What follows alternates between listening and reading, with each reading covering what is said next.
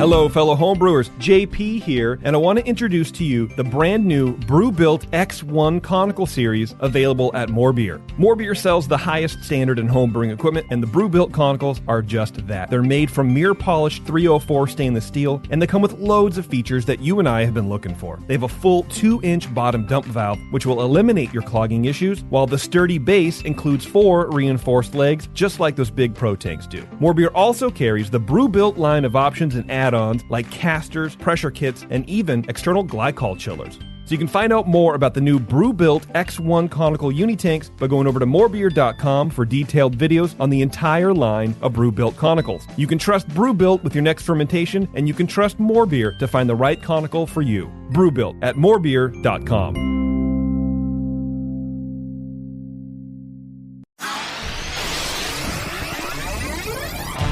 Great beer is about drinkability. Doesn't matter the style. You guys are like walking beer Wikipedia. That's the first time that you've ever accepted me as a person. Or you have a fermentation in your gut. I'm jet propelled at all times. How many guys do you think that you have the privilege to slap? Somebody who's never tasted a commercial example, and this is how you know everything about this beer? Please, you don't. I think that's bullshit. I think it's bullshit too. Wow. Are you guys going to arm wrestle? No. They're going to teabag fight instead. Yeah. You heard of Junkyard Wars? Can I get another high five, Beavis? Now, live from the Brewing Network studios in Northern California, this is the radio program for home brewers, craft brewers, beer lovers, and beer geeks. It's your only source for live beer radio that brings expert brewers together with, well, expert drinkers. This is the radio program with a head on it. This is The Session.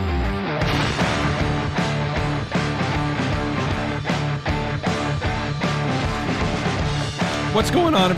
Wow, I just hit puberty. That was fun. That was good stuff. Always love a good intro. You know, you always love a real good, clean, professional introduction. What's up, everybody? This is JP. We're at The Session here, hanging out with Chad from Grey Wolf Brewing. Hope everything's going good on your guys' end out there in podcast world, listening to this show and enjoying beers and drinking about beers now that, you're drinking about beers. That's what I just said, and that's weird. Things are opening up a little bit more, and hopefully you guys are getting out there and supporting each other, supporting your local breweries, your craft breweries, and, just sort of doing all the shopping that was really hard to do over the last year and change, whatever the months are. I don't even know anymore. So hopefully like that. I was able to actually get out finally and take my kid, go to a park, and that was fun. It was a good time, and there were lots of people around, and I felt really uncomfortable. And then I was like, you know what? This is the catalyst I needed, because before people were like, oh, let's go to this bar and sit outside. I'm like, no, I'm afraid of the air.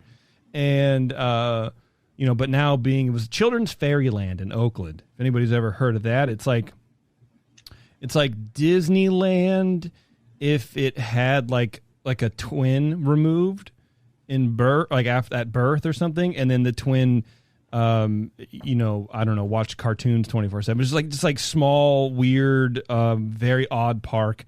But cool and like sort of vibey and very Oakland. I liked it.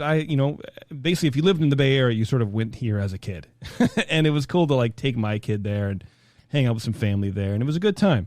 Everyone was wearing masks and it was, it was fun. But, anyway, after that, I feel like I'm ready now to like go sit outside at a bar and get a beer and start supporting my community. Anyway, hopefully you guys are doing the same.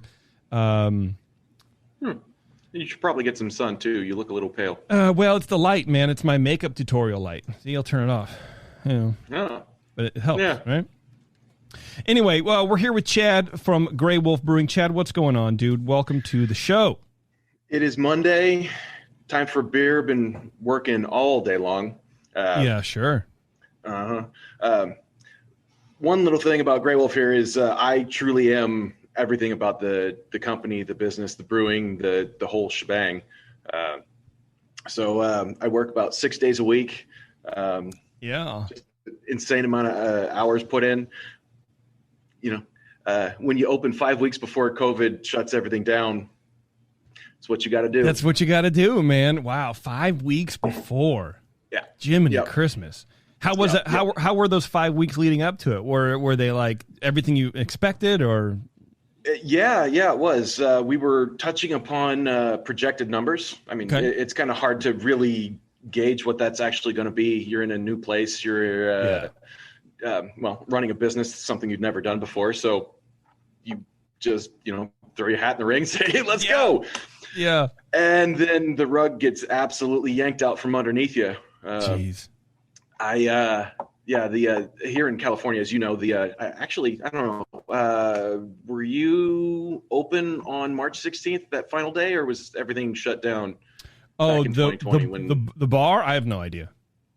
Yeah. I don't know. Yeah. Right.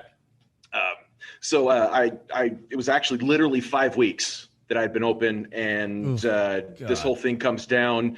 We have our final night. I wrap up, send the last customers out the door, close up everything, and just start, walking around and cleaning up, doing my normal evening chores afterwards, and just kind of look around and think, you have absolutely got to be shitting me. Yeah. What do you do? Like, what do you think about? Like, are you just like, are you thinking you're going to survive? I mean, because we didn't know. Nobody knew how long this was going to be. Nobody had a clue. A lot of brewers were like, I thought maybe a couple of weeks at the most, but it turns out it wasn't that at all. Yeah, no, it turned out closer to 15 months now. Was it? I think kind of where we're at this moment. The nice thing for us is definitely planned flexibility into the business model. And I had actually purchased an October can seamer some months before at an auction. Turns out it was a really good purchase because I have absolutely milked every single cent out of that thing. There you go. I don't know, something like 27,000 cans in the past year, filled individually. So damn, that saved our ass because we wouldn't have been able to make it without that at all. We shut down that Saturday, as I was alluding to. Sunday, the promise I made to my wife on this whole thing was that Sundays were for her and for the boys. I've got a 3 and a 4-year-old. Nice. And so shut down that Saturday night, went home, tried as hard as I could not to think about potential catastrophe of the future. Right. Just try to clear my mind. Came in Monday morning with the focus that got me to that point and said, okay, let's find a solution. Let's make this thing work. And we have a local supplier here that offers bright cans, empties. And I drove over 10 minutes later, had a pallet of cans, started filling, and was open the next day for to-go sales, and did that for the past year, pretty much. So you're in California. You're in Norco, which is Southern California, like near Riverside, I think, right? Yes, exactly. Yeah, okay. We're kind of at the crux. If anybody's familiar with the area at all, it's the Interstate 15 and the State Highway 91, which we all lovingly around here refer to as the 91. Oh, of course, you got to.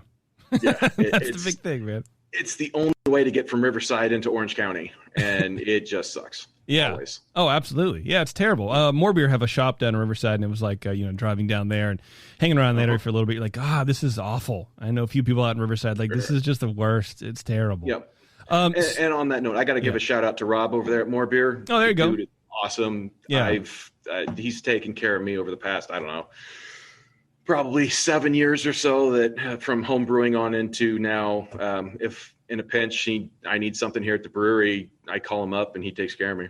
Nice. That's cool. Good old Rob. Big penny stock trader guy, or at least he was way back then. Really? Yeah, he would like do one of the penny stocks and shit like that, just farting around. It was like, all right, cool. Hopefully you made a lot of money, man.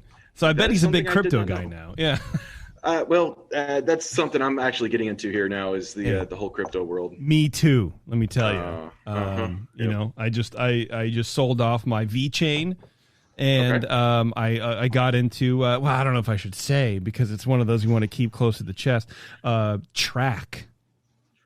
Can't say I'm actually familiar with that one, but it's like, for me, it's like, I mean, look, my friend Evan got me into it, and he's like, okay, now I'm selling this. He's basically just my daddy. He's like, okay, I'm going to get out of VeChain. I'm going to move into this, and I think you should do that too. I'm like, he goes, but I'm not your advisor. I'm not your investment advisor. I'm like, you kind of are.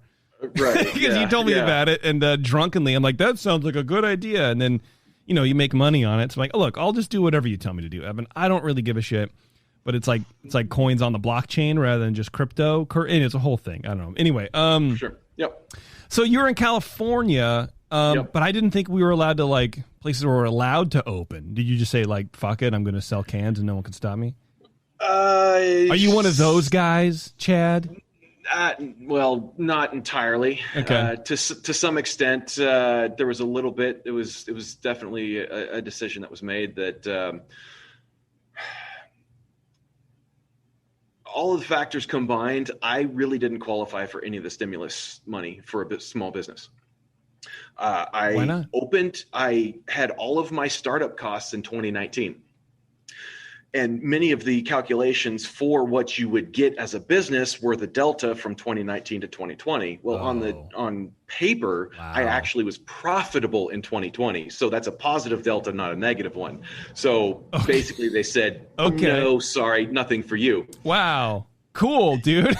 That's awesome. Yeah, right? Yeah, busted my ass. I've spent a year away from my family working 18-hour days, and this is awesome. Yeah, that feels good, sweet. Man. Yeah. Oh, so next round, how about PPP? Oh, wait, I do everything here. I don't have employees, no payroll. Again, shafted.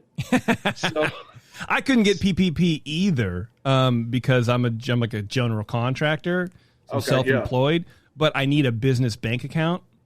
Okay. And I didn't have one because I had an LLC for all my podcasts, and I was like, well, I got rid of it because my tax guy was like, you don't need it.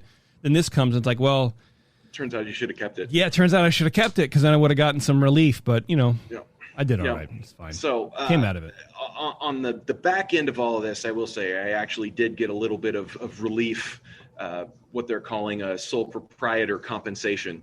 Oh, okay. For individuals such as myself. I think there's probably, 10,000, 20, 30,000 individuals such as myself that started businesses at the beginning of 2020 and are in the exact same situation where they work themselves to the bone and have actually gotten shafted. So they need help. All things considered, it's right. Yeah. And really, I'd say the small business and just another little stat, because that's just one of the way my mind works on stats and things like that. 34% of all small businesses have closed since January of 2020. 1/3 of all small businesses in the United States have closed permanently. That's frightening as hell. Yeah. We needed way more help than we got. That's for sure. Yeah. And through all of this, I don't know if you were down there in Long Beach in 2019 for the Craft Brewers Conference down there. No, I was not. I don't get to go to the CBC anymore, really.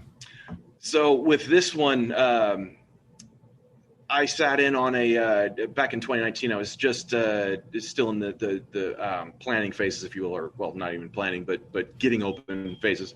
And I sat in on a little panel with Tommy Arthur, Doug Constantiner, Chris Kramer, and one or two others, like Dougie. Pretty healthy names on what you need to know and a Q&A sort of thing for opening small businesses.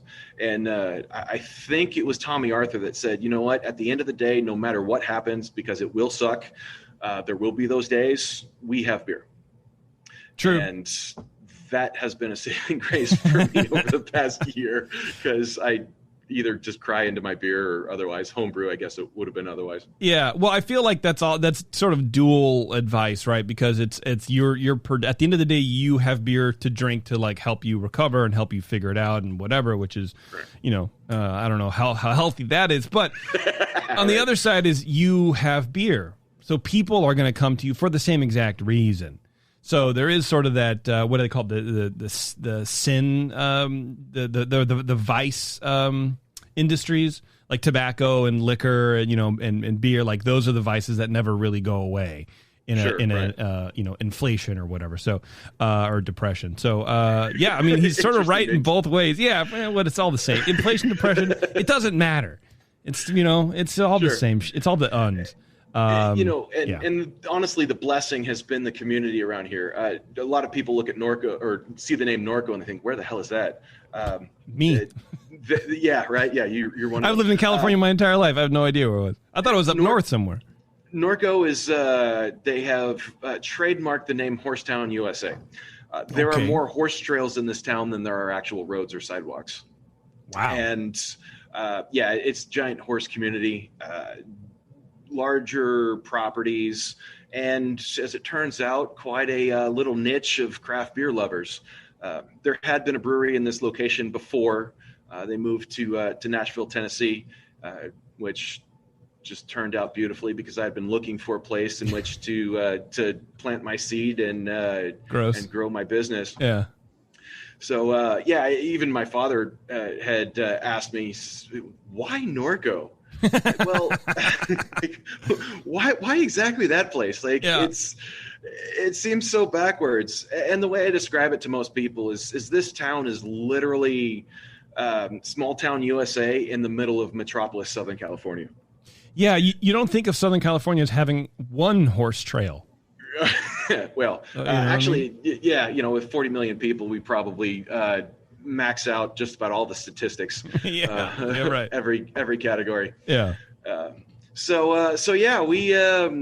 We found this place, got started as it was a brewery before. A lot of the trouble with getting things started, the troubles and the other brewery owners out there I'm sure can relate, where when you're looking for a spot and you're talking to a landlord and the landlord looks at you and says, "Hey, I don't want a bar in my building. The other tenants aren't going to want your kind of customers." It's like, well, actually, the craft beer customer is actually a bit more savvy, and those are actually the people that you probably want seeing your other tenants' businesses, and it will bring more business, and it brings the community together and all this stuff. So it's not like you're putting in like a dive bar or some just like slummy sort of like where, hey, everyone, let's just do $1 shots at 6 a.m, or you know what I mean? It's not like a rowdy space. Right. No. Ride the mechanical bull. That's not going to happen. Yeah, I just saw what Roadhouse, I think, just had an anniversary here recently, and that's the sort of thing that I think a lot of landlords seem to think of. Okay, when it comes to this fights and shit like that. We're definitely not that. No. So how do you convince them? How do you convince a space to move in, to let you move in? Well, I have no idea. As I said, the previous tenant here in this spot was a brewery as well. I'll give a shout out. They were called Sons of Liberty. They're now actually rebranded as Bold Patriot out there in Nashville. Oh, yeah, right. So really good guys, super nice. They loved their community and the community loved them. And I actually, that was part of my consideration. It's something that I'd written into my business plan I figured I'd have to convince the landlord that I was not a bar, that this was much more above board. I don't know if that's a good description or not. No, I think that's fine, but it is sort of like shining a light on how, like, we think on this side of the fence that, well, craft beer is ubiquitous. It's everywhere. Like, everybody knows about it. You don't have to explain it to people, but apparently there are people who still don't really get it, and they just think it's a bar. Everything should be equal. Everything should be traded just fine. You're producing beer. You're probably going to have a bunch of rowdy dickheads, and being that close to Riverside, it's not wrong. And no, I'm kidding. So that's sort of shocking, honestly. Indeed. And depending upon the space and how much you're invested in that locale, you may go to battle and try to win that fight, or you just move on. And I was not really in a state of mind to really go to battle over this thing, because honestly, I'd been homebrewing for 9 years at that point and had some award-winning beers and thought, hey, this thing could work, but I had never brewed commercially before. I had never brewed anything larger than a 20-gallon batch. And what are you doing? Like that's the mentality. And, obviously, I'm being a little more aggressive than I needed to be because I thought it was funny. But like, what are you doing? Because it's, you're not the first person. I think you're actually the second in this month that we've talked to with the same thing. We're like, I've been homebrewing and then I made the jump to craft beer with no in between, no working at another brewery, no learning the ropes or whatever. What's your background how did you think that you could be, what made you think that you could just jump in and do it? Why not seek out any sort of foundationary, knowledge in the beginning? Well, for me, I've going back to literally my first year at college, I actually got into a UC Davis on a football, I'm not going to say scholarship because they didn't actually assist me there, but that was in high school. I was that guy. I was a wrestler, was a football player and all that. Nice. And got into UC Davis.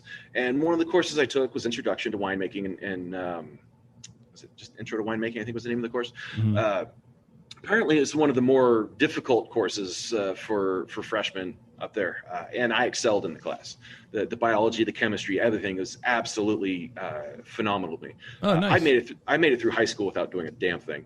I honestly think it was a joke. Had I applied myself, it's interesting. It would have been really interesting to see what would have happened. But so get into college and away from home for the first time, and oh boy, let's go party.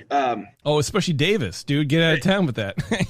Yeah, a little bit. There's apparently a little fun fact, I guess. You can be expelled from school for going out cow tipping. Okay. Something I picked up along the way. So anyway. Wow. That's a hell of an orientation. Right? Yeah, screw it. So I actually got my start into fermentation when I was 18. Okay. And fast forward a couple years, and just another little thing, a couple buddies, mine and I, would, instead of going out to all the fraternity parties, buddy had his brother's ID, we'd go across the street, get a couple bottles of wine, a baguette, and some cheese. And instead of raising hell and causing trouble, we would just sit back and I kind of hate to use the term, it sounds cliche, but be intellectuals. Oh yeah, be continental, smoke cigarettes, and talk about about Faust and German cinema from the 1920s. I get it. Yeah, exactly. That's what it was. So you fast forward a couple years, and I actually had listened to a podcast, and I heard something about mead, and I thought, well, this is interesting. Let me see how this thing goes. So I started making mead, and I got really frustrated because 6 months to a year before your product's ready to drink. I started looking for different ways to get my imbibing on, and found beer. The very first batch of beer I brewed was this kit from a place in Laguna Niguel. It's O'Shea's or something like that. Oh, yeah. Shout out to those guys. It was an Old Castle Brown Ale. And I had already purchased Palmer's, Palmer's How to Brew book. And it was, I don't know, the third printing or something like that. Oh, wow, you baby. Wow. Look how young you are with a third edition. Wow. Yeah. Shout out to Palmer. Yeah, the guy knows his stuff. His latest one is absolutely phenomenal. The amount of information he had, the amount of work he put into it was absolutely stunning from that standpoint. But so I leafed through the book, and it was kind of like going through a textbook. It's just all this information that you have no grounding for. You don't have any tangible experience to apply it. So I read through it and just grabbed this kit, and it had half a sheet of paper. It was 8 by 5. Okay. And it had all of the instructions on how to make a batch of beer. So I read this thing over probably 15 times. Like, did I miss anything? I don't know. There's 40 words on the thing. Yeah. And I make this batch of beer, and it comes out. It's just oxidized. I drink the whole 5-gallon batch, but it was pretty disgusting. I sit down to open up Palmer's book again, and I start reading it. And the first thing he says in there is take the instructions and throw them away. So, word to the wise, throw away those instructions from the beer kit on your first run. And then after that, I just got hooked. And I don't know, man. Are you thirsty? I'm thirsty. Oh yeah, I'm drinking the blonde ale right now. Oh, nice. All right. Yeah.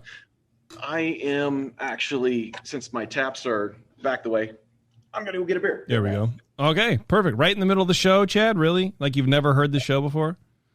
You're just going to go leave, so I'm going to talk, and, we're not going to wait for the break. Now I'm watching Chad, and I'm just stuck watching Chad pour beer. Wow. How dare you? How dare you abandon me in my time of need? Keeping you on your toes. Yeah, that's true. Well, look, tomorrow I have to sit here and listen to this and then edit this. Now I'm sitting here, all I'm doing is figuring out what do I do? Anyway, Sandy Blonde Ale, Sandy with an I. What's this beer about? Please tell me about it right now. Sandy with an I is my mother-in-law. Nice. And she actually enjoys this beer quite a bit. And initially, when I first released this beer here at the brewery, she says, well, why do you spell it with a Y? I spell my name with an I. I said, okay, done. She just kind of looked at me and says, that's simple? I said, yep, that's simple. You're talking to the right guy. I mean, yeah. As it turns out, I make these decisions. Yeah. The other thing about this beer is I use 80% two-row on this beer. We're going to geek out a little bit. And 20% Munich malt. Okay. And just enough hops to balance it out so that it's not super sweet, not too much that it's bitter, nice and balanced. And it's definitely one of my top-selling beers. Oh, nice. Yep. Absolutely. Because you don't really find a blonde ale too much, in that sort of like top ranking, because everybody wants, I don't know, something different. IPAs. Yeah, well, basically, yeah. But I was thinking like a more like a drinker, but blonde ales, it's hard, man. Someone said once, I forget who it was on the show years and years ago, where it's like if you call a name a color, nobody wants it. Like a red ale, a brown ale, a blonde ale. Nobody really wants a blonde ale, but if you call it a session pale ale or a pale ale at that point, whatever, it'll do much better. So it's interesting to like find that this is one of your top sellers. Yeah, I'd say top 5. It's a little bit darker. So Munich malt there. So just Munich and two-row, and that's it. Yep. And my thing is, before the brewery, I had never brewed a blonde. I had several from other home brewers, and to me, it never impressed me. Most blondes, and I know we'll give a shout out to Firestone Walker. Their 805 is one of the you best have to. It's in the world. But it's not really malty. It's not really hoppy. It just is kind of a carrier of alcohol. I just never found motivation to brew one. Yeah. Here at Grey Wolf, though, it was kind of my calibration. As I mentioned, I'd never brewed commercially before. So after I installed all the equipment, which I, again, did all myself, had to, did a water batch all the way through the whole process, make sure all the pumps work, and I've got all the fittings and everything and tied in correctly. Yeah. Figured, okay, let's go live. And I brewed this blonde, wrote it on the spot and said, well, if it sucks, it's going to be the cheapest way for me to get into this and still have to dump it. Okay, fine. Yeah. Turned out pretty good. And again, it's been one of my top selling beers. So I feel like with beer, it's a lot like making bread. I make a lot of bread at home thanks to the pandemic, but even beforehand. But anyway, it's like, it's still, or like making pizzas, right? Where it's still going to be pizza dough. It's still going to be bread. It might not be the best bread you ever had, and I feel like it's sort of the same way with homebrew, or with beer, or I should say, because homebrew is a different animal. But like with a recipe that simple, unless there's a contamination issue, it's still going to be beer. And I couldn't see how, your first batch is really going to suck. I mean, maybe your gravity will be off 2 points. You're trying to shoot for 5 and you get 7. You're like, okay, I can add water back, or I can make it whatever. So I think there is sort of like a lot of margin for error, and I think that's a good recipe to start with too, because you can float it up or down if you needed to. Right. Yep. Yeah. And so I really like to eliminate all major variables. Always, that's just my mantra in general. You do as much research as you can before you get into the whole thing, and then you just lean on your experiences to make it work after that, and just keep on chugging. And as always is the case with homebrewers, it's been repeated over and over again. The 3 most important rules in homebrewing are sanitation and sanitation and sanitation. Right. So that's just the process that I utilize here and keep in mind all the time. And again, we just we keep working on each of the recipes. Each batch just seems to get a little bit better. Okay, good. And documentation is another one of my things. I'm really big on keeping track of what it is I do each batch. Sure. What temperature actually was hit, what pH was, what did you get? So that allows you to put together all the different batches and look at your notes and figure out, hey, this has happened the last time. Here's where we're going forward. Hey, maybe we need to change this a little more gypsum this time or whatnot. Okay. And those are the small tweaks you're making on this, but it's basically still 80-20, two-row Munich. Yep. Yeah. And that just works out because it's one sack of Munich malt and 4 sacks of the 2-roll. So Keep it easy, it's dude. real simple. Yeah. 5 barrel batch. My efficiency is running somewhere around 72 to 75%. Not exceptional, but it's consistent. So. Yeah, I mean, and that's one of the homebrew things, too, where you're like, you can either sit and tweak it out. I think Palmer said this, maybe it was Jamil, where it's like, you can sit and fuss over a 5%, efficiency, or you can add a pound of grain, which is $1.10. Yep. And then there you go, Yeah. and that's all you got to do. And you're like, oh, okay, whatever. It's at some point we're just, we're wasting potential sugars. It's not, it's not that big of a deal. Exactly. Yeah. Well, I mean, at the homebrew level, at the Right. commercial level, that starts It's a to little make bit difference. different, And, sure. Yeah, you need to make sure that's all accounted for and straightforward.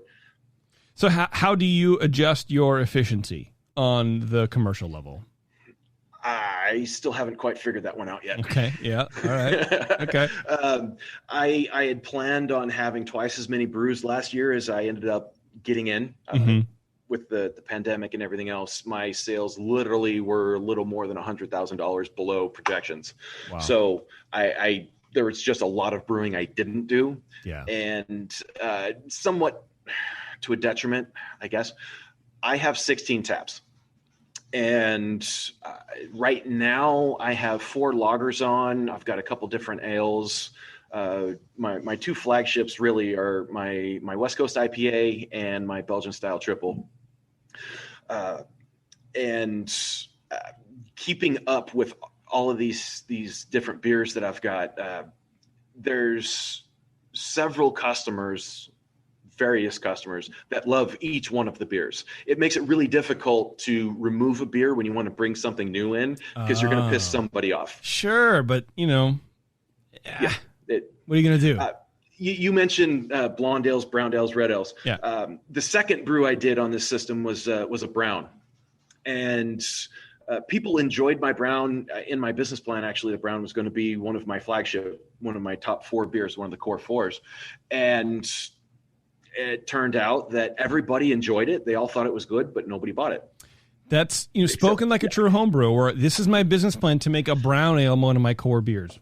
No, it's not going to work. Good luck. Yeah. Definitely something else I've learned. I love ESBs. When I go out to places, if they've got a beer engine, I automatically ask for whatever they have on pouring on that beer engine. I want cask ale. Bring that to me. Nobody cares. Nobody gives a shit. Nope. Let me take a break because I'm out of this beer. I'm going to go get another beer. I don't know what yet. What should I get next of the beers that you sent?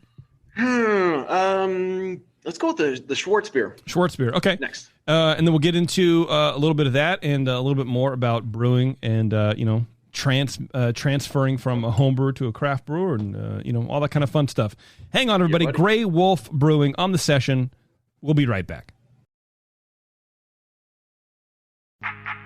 You're listening to the Brewing Network. Because like beer, radio shouldn't suck.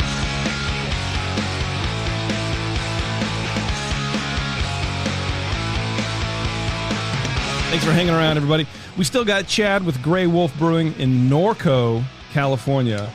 And I'm surprised your tagline isn't Norco, you'll get addicted. That's my Norco joke. We're doing a Schwartz beer. Schwarz Wolf. Tell me a little bit about your Schwartz beer here, man, while I open this up. Yeah, years ago I went to this German deli and had a brat, and I thought this was kind of interesting. I want to say it was Kostritzer, if that pronunciation is wrong. Yeah, sorry. No one will know. But it was actually on draft, and I'd only ever had it in a bottle, and it was absolutely like mind blowing. Just kind of one of those moments. Where did you go? But just out of curiosity. It was a Old World down in Huntington Beach. Oh, okay. Place called Ratskeller, which apparently is no longer there. Okay. Unfortunately, but I only know one like German deli / craft beer spot in SoCal. I think it's. I want to say Hollingshead, but I don't know if that's... Hollingshead. Yeah, probably. Yeah, that place is tight, dude. That place is absolutely bitching. Yeah. yeah, I've spent a lot of time there. Yeah. Got a lot of friends that go there too. But anyway, so yeah, after that experience, it just stuck with me. And then once I got my brewing feet underneath me, if you will, as a home brewer, it might have been one of the first lagers I ever brewed as a home brewer. Just figured, what the hell, let's give this a shot. Yeah. And I back then I started to really develop my focus on my thought process to writing recipes. And generally the way I start this all off is I do research into how the beer has been brewed before, specifically if it's a beer as old as many of these German styles and this sort of thing. Yeah.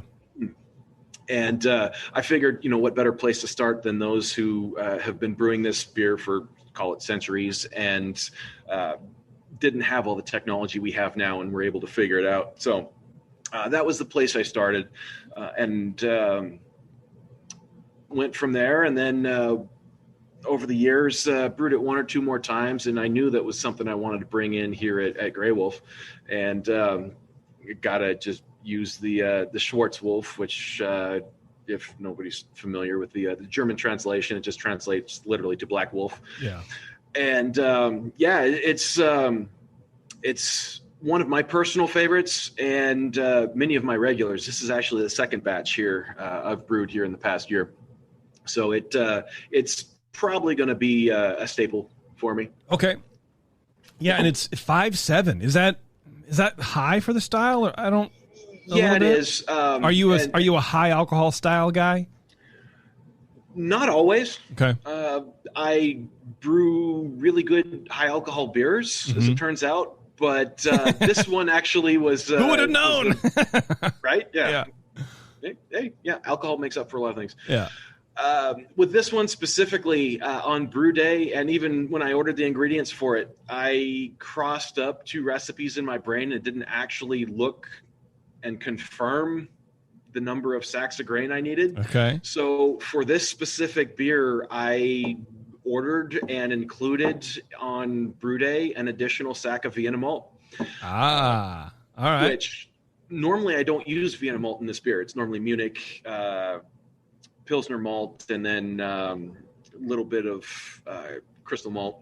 Okay. And a little bit of roasted barley, which I don't remember where I read about it as a home brewer. It might have been a Palmer thing, maybe a Jamil thing, where instead of adding the roasted malts to the mash, you add it at Vorlauf towards the end at when you're doing your fly sparge, so you don't get the same pH drop from all the roasted malts in there.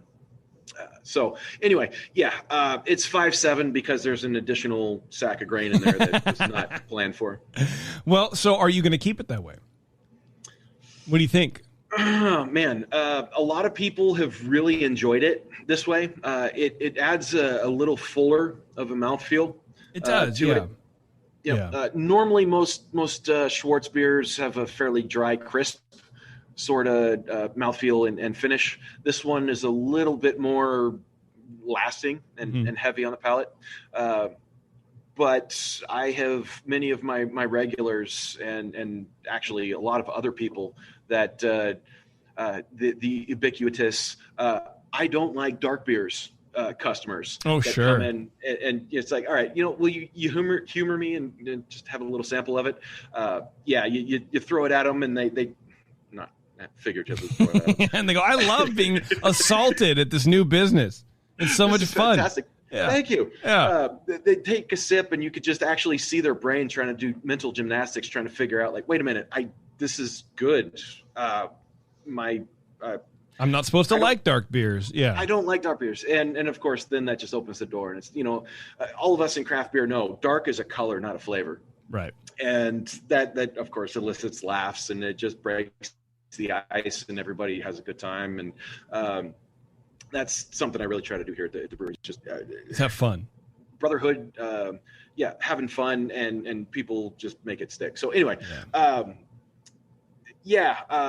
I love this beer. People have responded really well to it, and I'd have to look at the numbers. It's probably probably top 8, something along those lines. Okay. Middle of the pack, really. I mean, that's not too bad considering, because you're right. A lot of people don't drink darker beers.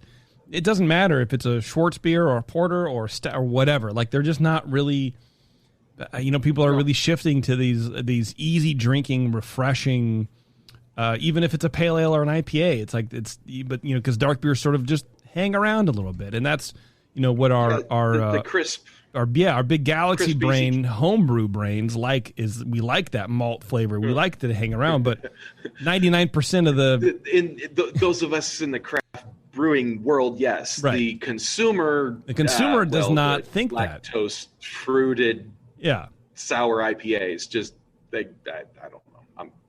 I never say never on anything. This is something else. I know it's a point of contention a little bit. I've got some friends that criticize me for certain things that I do. I have 2 seltzers on here at the brewery, but also I'm a brewer. I look at it as a challenge because making seltzers taste good is actually tough. Somewhat challenging. Yeah. The other thing is I'm also owner of a business, right. So you want to offer something to anybody and everybody that comes in. So back around. Lagers.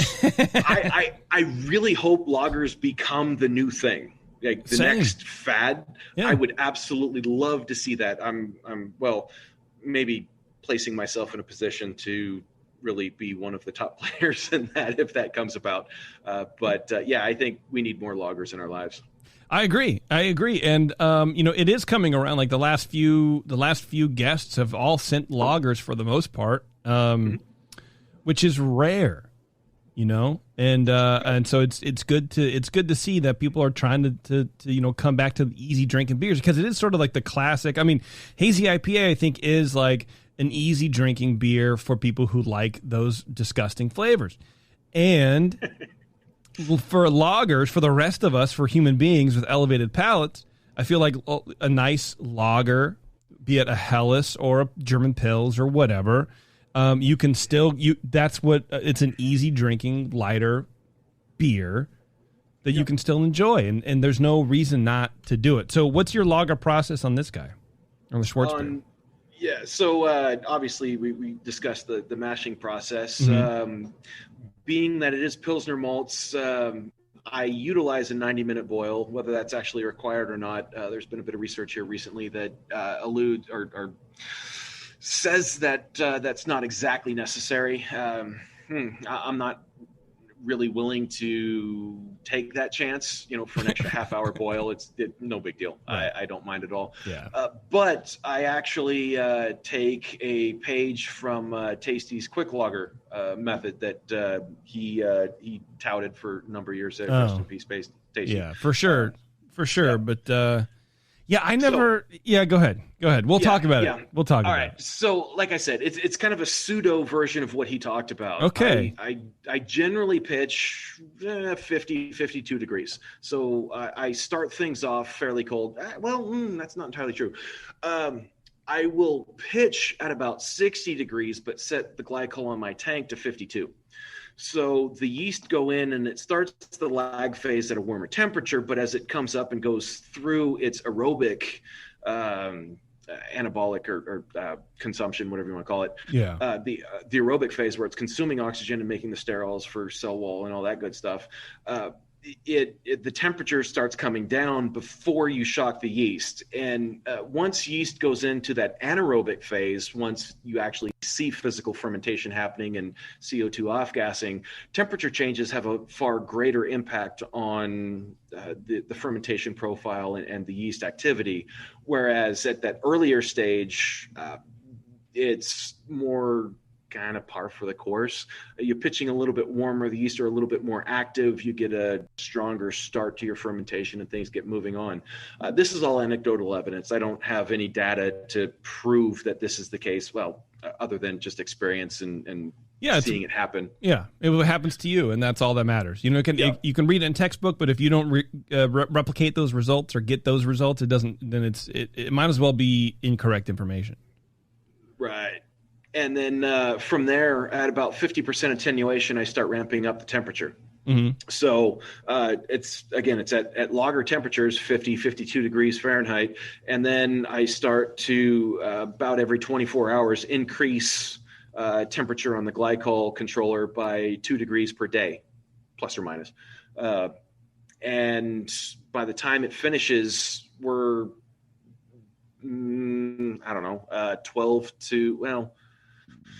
14 to 18 days probably to finish off fermentation. And at that point, I finish around 68 degrees or so, 65, somewhere around there. And I've already done my derest, so I don't have to worry about any of the diacetyl or any of that bad stuff because I'm already there. Yeah. And then at that point, something else I do at about 10 or 15% left in attenuation, I close off the blow off and more or less let it sponge or carbonate on its own. It does a couple things. One, I don't have to buy as much CO2. Right. And I'm just not off-gassing a product that is actually usable. Thus far, it seems like it actually produces a better product. And this kind of throws back to, as I said, one of my flagships is my Belgian triple, which as a home brewer was bottle conditioned only. I didn't keg it at all. It just didn't turn out quite right. Yeah. Just the way that bottle conditioning works, and I don't know if it's actually true or not, but people talk about a finer bubble inside the beer. Might have to. I remember hearing that. Yeah, I remember hearing that too. I'm like, there's no way that, I mean, you can. I don't buy it that it's a finer bubble. I think that was back from like a Papazian thing, and it's one of the things that carries over. I can't, because how do you measure that? I have no idea. One thing that you can do though is you can tell a story and people will go, oh, that's interesting. Okay. Well, take for example, the story of IPA, or the general assumed story that IPA was developed to send beer down to India from England. Yeah. Which Mitch Steele in his book and in his research said that, well, no, that's actually not the case, because people were actually making pale hoppy beers in England for 100 years before they started shipping stuff down to India. So I like to bust myths on stuff like that and all that. So lager method. And then I honestly, in my lagers, I don't use any type of fining, any biofine or gelatin or anything else.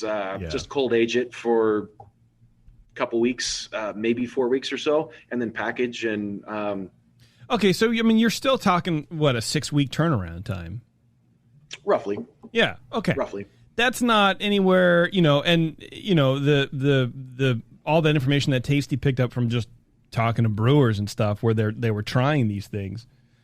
I never really had a good one, a quick lager, and so I think the way you're doing it is a little, you're rushing it in the right places, because that first 24, 48 hours is important, and you can get that yeast going, but you don't overdrive a lot of garbage. And I think if you did it any higher of temperatures, I think you would get this. To me, this didn't taste like a quick lager, and 9 times out of 10 on this stupid show, I would pick them out. I'm like, no, it's not rounded enough.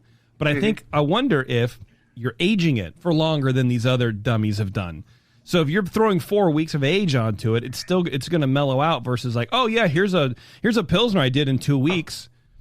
No, I don't want to drink that. And someone in the chat was like, oh well, lagers mean less fermentation turnarounds. Yeah, it does. So charge a little more, or don't do them. But I think I'm just going to keep interrupting you because I don't care. But I think that this is a better representation of a quote unquote rushed lager method than I've had before, and I think you're experimenting in all the right places. Well, thank you. Yeah. And honestly, your opinion has value to it, as you have 70,000 followers or something along those lines. I don't know. Yeah, something like that. Me personally, no, but the Brewing Network, they're all Russian bots. We don't actually have humans that follow us on social media.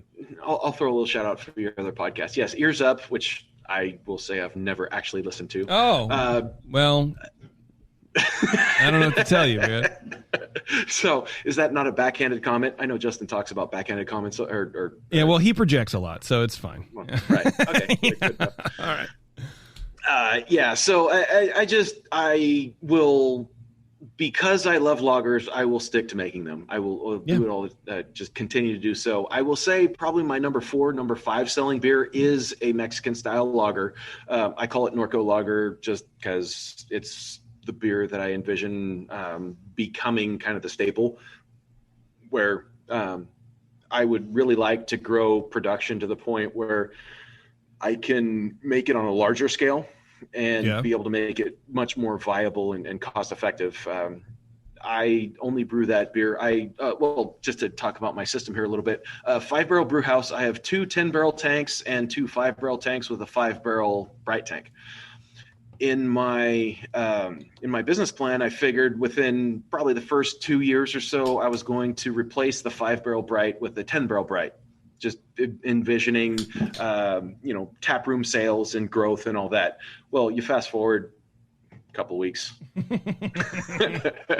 and COVID happens. It actually would have been a far better choice to go at least with a 10-barrel bright or 2 10-barrel brights, and then the 2 5s and the 2 10s to be able to maximize and make the lagers the way that I like to make them. Yeah, well, and again, I sort of go back to like your, obviously it's not an insult. I'm just trying to figure it out, like your lack of commercial brewing experience. Like, what motivated you to just jump right in instead of, inventory? What the fuck am I talking about? Interning at a place or sitting in on a beer or something like that. So on that note, so going back to 2016, I was a manufacturer's rep for a company that made equipment that the military and law enforcement bought. I was with that company for almost 10 years, and in 2016, I got laid off. Okay. So at that point, we were actually 3 months after our first son was born, my wife and I, and it was one of those. I'm not going to say come to Jesus moments because that just would make you think that somebody else brought this to my attention. It's one of those where it's like, okay, this could potentially be a midlife crisis. I just had my first child and had a decent job that just disappeared. So God bless my wife for putting up with me for all these years. We've been married now 4 years. We got married after our first son was born. For those of you doing math at home, yeah. Yeah, right, okay. Yeah. We've been together for 12 years. So I mean, it wasn't just it wasn't like, oh, oops. I mean, you didn't meet her down at the bar, down at the Roadhouse or whatever. Right. I mean, maybe you did, I don't know. Yeah, no, it was not that good. So we've got a 3-month-old and I'm out of a job. She has a solid income that is pretty stable. She's a teacher. So we okay. You know what? And the other thing that I recommend to everybody is reduce your debt. Get rid of debt. And I almost may sound like Dave Ramsey, but whatever. Get rid of your debt. Just make it disappear. Figure out how to do that so you can live your life on your terms. And this is proof. So we did that. I get laid off, and then my wife says, all right, well, you've been talking about wanting to open a brewery. You've won a lot of awards for your beers. If you're ever going to do it, now's the time. So basically she was the one kicking me in the ass to put it all together. And she was also the one that said, you need to convince me with your business plan if I'm going to go along with it. So you fast forward couple years, and it's almost go time. I had actively been looking for a place to land Grey Wolf for I don't know, 12, 13 months or something like that. It was getting a bit discouraging. I knew I wanted to start small, and in this market here in Southern California in 2019, spaces in the 1,600 to 2,000 square foot range would show up on the market and disappear in a day or two. Oh God! Everybody was leasing. It just did not exist. So I had a real estate agent through a network, and this is something else. Build a network, talk to other people. It's not necessarily what you know, it's who you know. So I may interject all these little bits of wisdom I've gained over the years. Yeah. It's like, let's go, Chad. Come on. I may sound like an infomercial before this is all over. Hey, man, look, if you start marketing a chop and slap or whatever, a slap chop and a sham wow, then we're done. Sorry. You can do whatever you want. Yeah. It came down to I was sitting on the couch one night and scrolling through Facebook. I saw a post by the previous brewer at the location here, and he posted that they were closing their doors and moving east. I turned to my wife and said, "Hey, honey, check it out. These guys are leaving." She says, "Oh, that's nice, honey. Have you called the real estate agent yet?" I went, "Oh, yeah, quite an idea." Yeah. Called him up the next morning, and we set up an appointment. And fast forward 2 years, here we are. It's been absolutely unbelievable. This community here in Norco is for being a business and wanting to be part of the community. They absolutely embrace you. It is unbelievable. All things considered, throughout the past year and a half, I guess now, really, for the community to rally around and support us. We are currently the only brewery here in the city, and there's a couple to the south of us along that 91 corridor that I mentioned earlier. Mm-hmm. I'll shout out Main Street, Skyland Storytellers, Evans Brewing is new out here, Wicks Brewing, Stone Church, Route 30, Thompson, Wow. all those guys. Literally never heard of a single one of them, and just to hear that they're all sort of, in the same area, I don't know, man. There's so many breweries out that would freak me. And so again, back to my question. This is the third time you've evaded me now. Why would you enter a business like this having no commercial experience, especially in a competitive market as craft beer? Faith.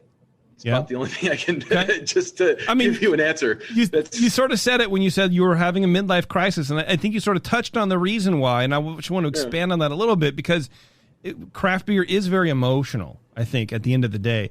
If you have a lot of passion, if you're in this business, you have passion for it. There's a very few people who are in it specifically to sell. And I know there's a lot of famous examples of people who have started businesses specifically to sell, and they did it, and that's fine. Or they marry AB reps, whatever, that's fine.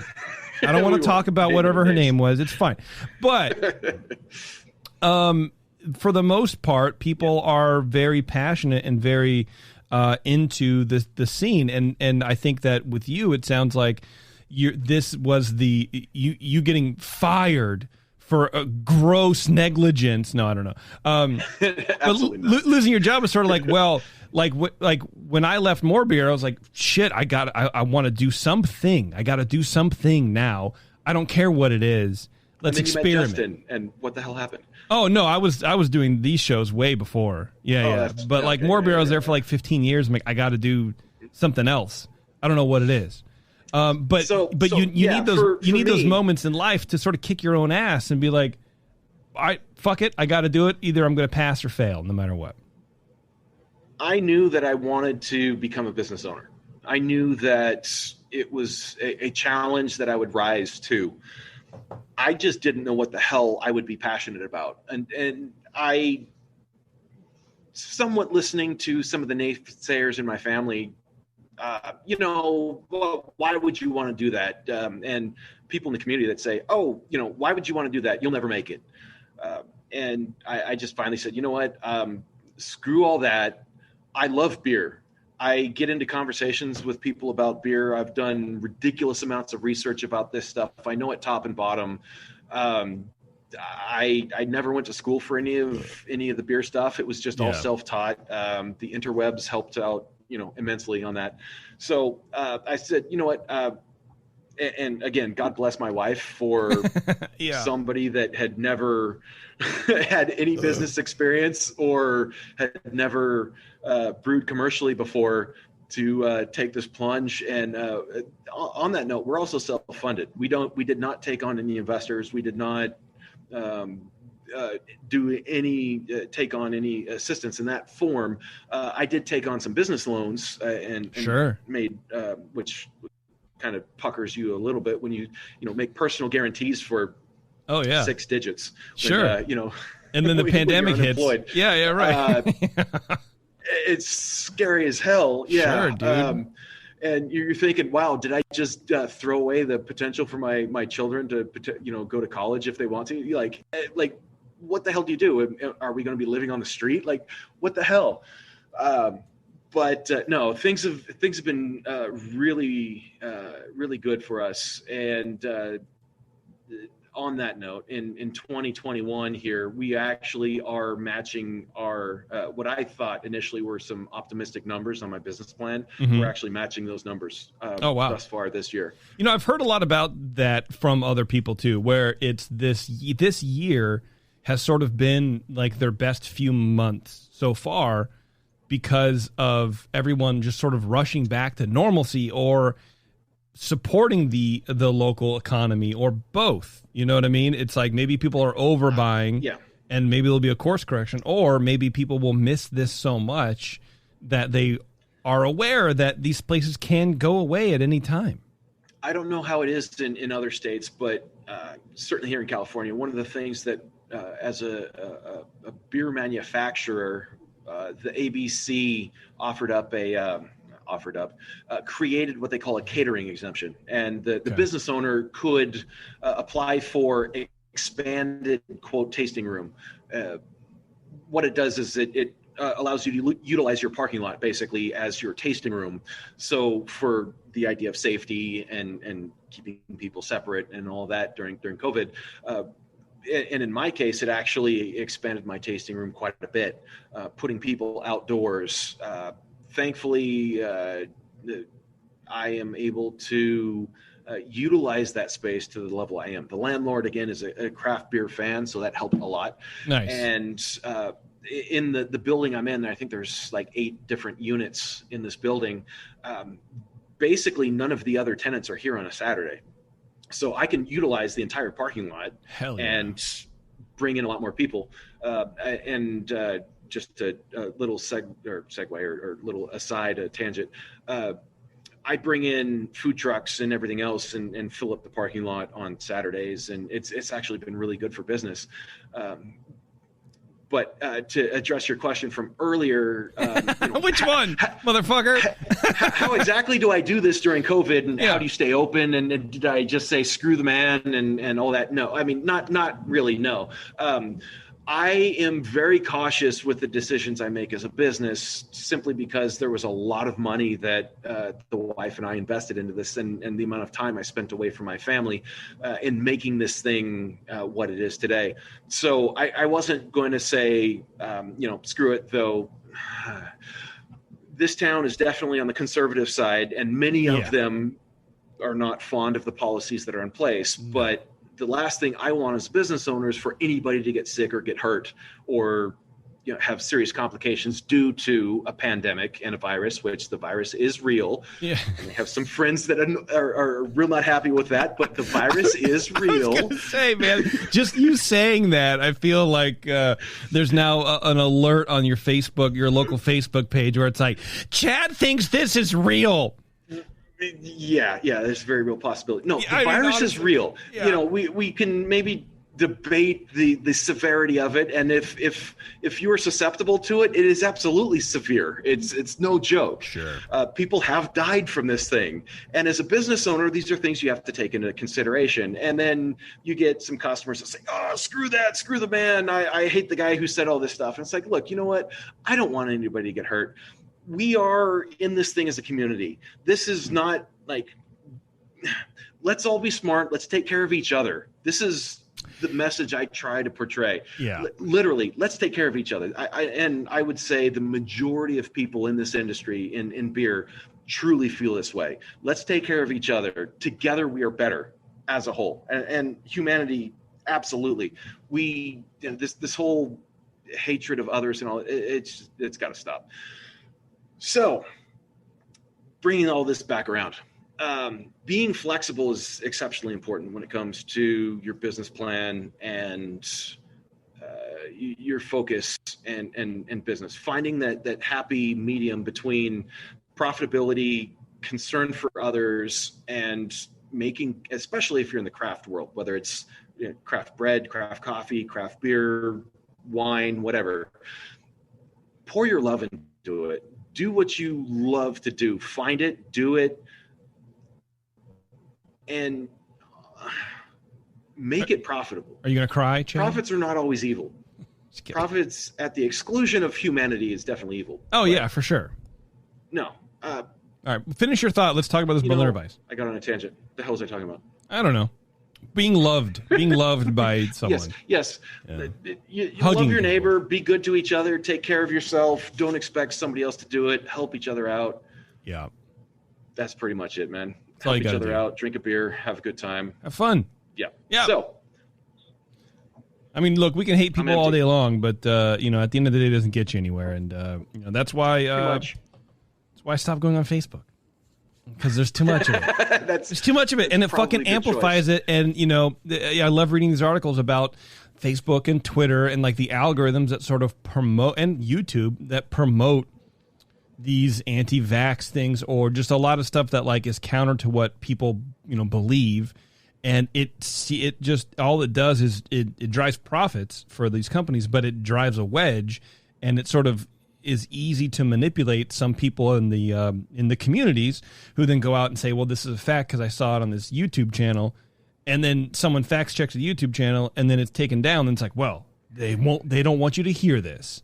And it's like, okay, and then it's just, it's more of that conspiratorial thing, and it's like, if we just weren't there in the beginning to begin with, if we just use Facebook to share pictures instead of news articles, we would be a happier place in this world. All right, Bloodberry Berliner. Tell me about this extraordinarily sour, change cleaner or whatever. This is like this will clean your pennies in a fucking second. This beer here was I used the sour VCA yeast on this one. What's that? Who's that from? Did I lose you? You froze up on me. Nope. I'm here, baby. I will never freeze. I'm always unfrozen. Am I talking to myself? No. You still there? Yeah.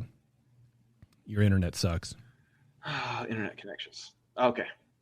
You good? You won't lose me. No. You'll never give up on me. Yeah, no. Yeah. I'll be here always. I'm hardwired, baby. So it's a souring yeast. And I had never used it before. Who makes it? So I made a basic Lallemand. Okay. The yeast lab on that one. Okay. I made a basic Berliner. The beer is 3.5%. So I don't know. It was 3 sacks of Pilsner and a sack of wheat malt or something like that, and a bucket of rice hulls because they're cheap and stuck sparges suck. Yeah. And brew day went fine. Pitched the sour VCA. Came in the next day. Thought, let's just check gravity, see how things are going, check pH, and we'll see where things are at. Because eventually I planned on co-pitching just to help things along and maybe not dive the pH so terribly. Okay. So at 24 hours, so wort pre-pitching was. Let's say 5.89, something like that. 5.89. Okay. All right. That's about standard, I guess, right? Yeah, okay. Pretty standard for wort. 24 hours later is at 2.9. Wow. Good gravy, dude. Yeah. Vinegar is somewhere around that level, I think. And within just over 2 days. So it was somewhere around 60 hours, something like that. Fermentation stalled. pH had dropped so fast that the yeast itself, and this is a 5-barrel batch with a half kilo brick of yeast for I don't know. Is it supposed to drop? Is it supposed to drop that fast? Or are you supposed to co-pitch it, like you said, with an ale yeast to sort of like, mitigate some of that? Because you're not making vinegar, for God's sakes. What exactly you're supposed to do, I'm not entirely sure. Okay. This is a pretty new product, so nobody really knows what you're supposed to do. Okay. So anyway, most of the other brewers that I've spoken to have co-pitched because of this scenario. And I just said, screw it. Let's just jump in both feet and let's just do this thing. Yeah.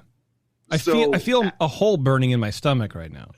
It's very, very, very acidic, but it tastes very good. Like the flavors are still there, and it's still a very good flavor. It's a very good beer.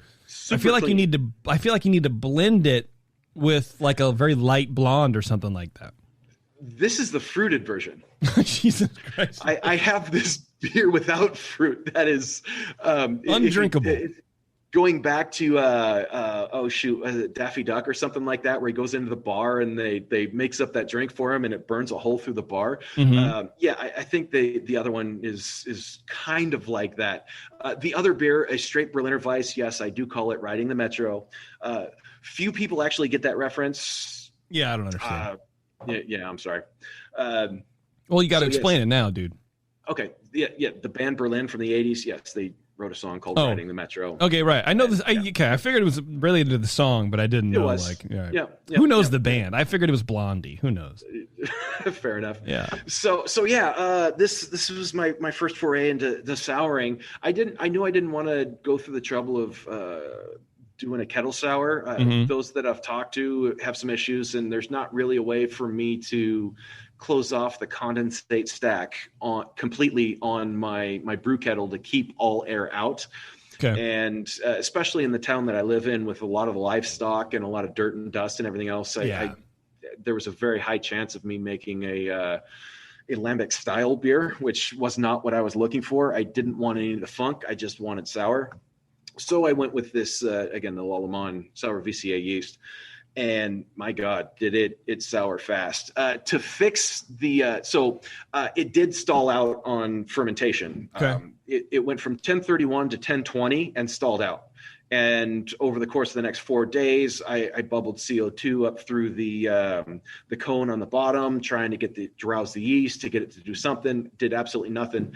And my brother Ryan Wicks down the street here from Wicks Brewing said, "Hey, why don't you just throw a brick of Voss Kveik at this thing? It's a honey badger. It doesn't care." He was not lying.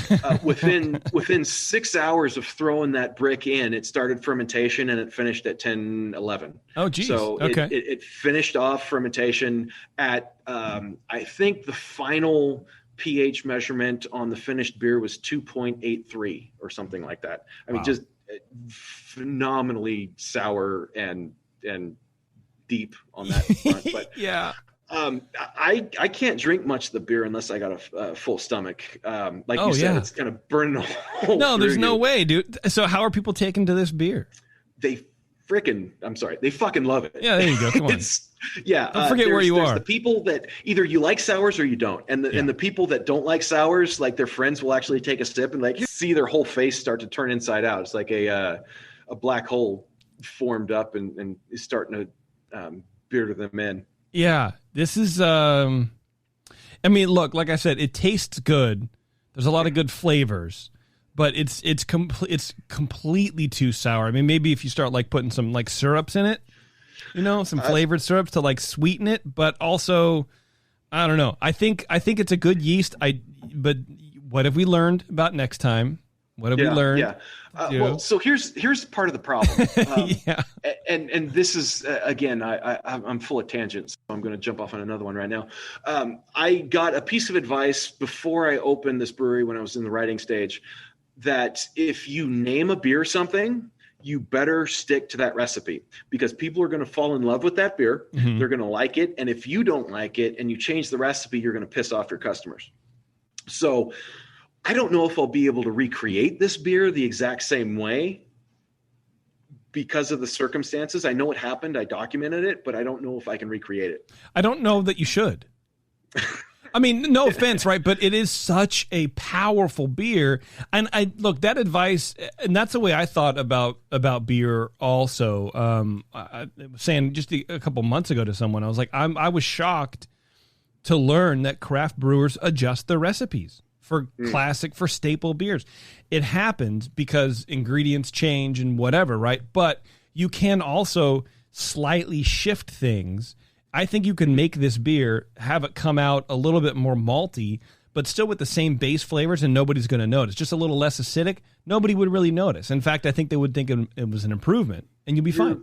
You're probably correct on that one. When you're talking the level of acidity on this beer, that would definitely softening that up a little bit. The pucker heads would say, "Wow, okay, it's not quite as sour as before," but they'll order 3 pints instead of just 2. People order 2 pints of this? I have had some people that will order 2 and 3 pints. All right. Yeah, they come up and say, "Give me another pint of that." And I kind of do the whole eye raise thing, like, really? Yeah. Oh, okay. Well, you must have iron in your stomach or something. Yeah, I need to melt these handcuffs. I got to get out of here. Hey, I do have some of those customers too. for sure, man. They're everywhere. Let me take a quick break, Chad, and then we're going to break into. I think we have 3 beers, but I think we're only going to have time to do 2. Okay. Right. So we'll talk about whatever beers we're drinking. Anyway, hang on, everybody. It's The Session, Grey Wolf Brewing. We'll be right back. Segmented, demented, fermented. It's The Session.